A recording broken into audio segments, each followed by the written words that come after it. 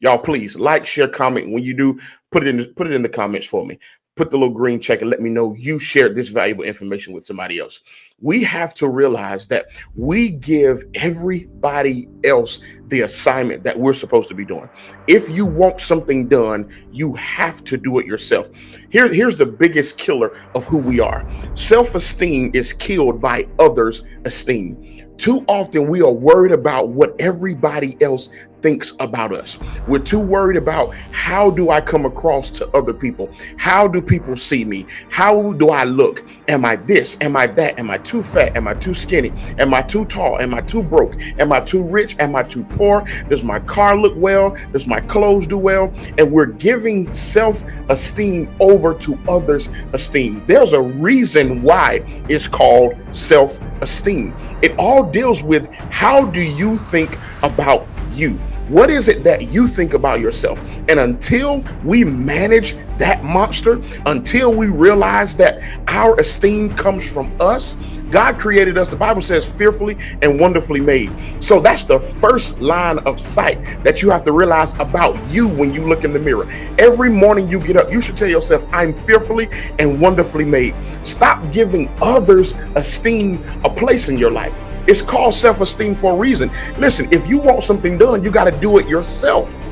You're the person that has to say, I'm going to wake up every morning. I'm going to make sure I'm together. I'm going to make sure I'm doing what I'm supposed to do for my family. I'm going to make sure I'm doing what I'm supposed to do for my business. I'm going to make sure I'm doing what I'm supposed to be doing for my career so that I can have the esteem of myself.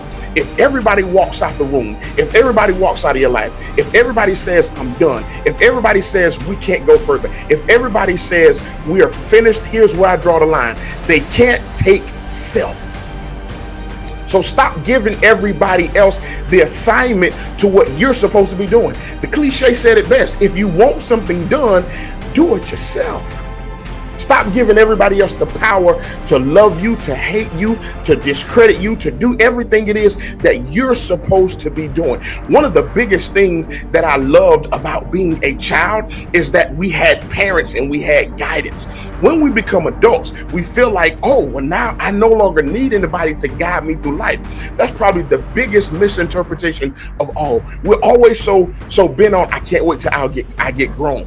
You have to realize once you move out, once you leave that shelter, that covering of your parents or whoever reared you, you have to now realize it's up to me.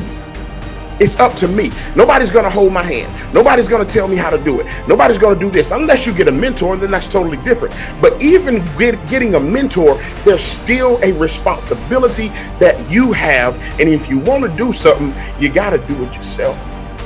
Stop giving it to others' esteem. There's a reason why they call it self-esteem. There's a reason why they call it self-employed, because you are the sole proprietor of what you have going on. You are the one that's responsible to make sure you are intact.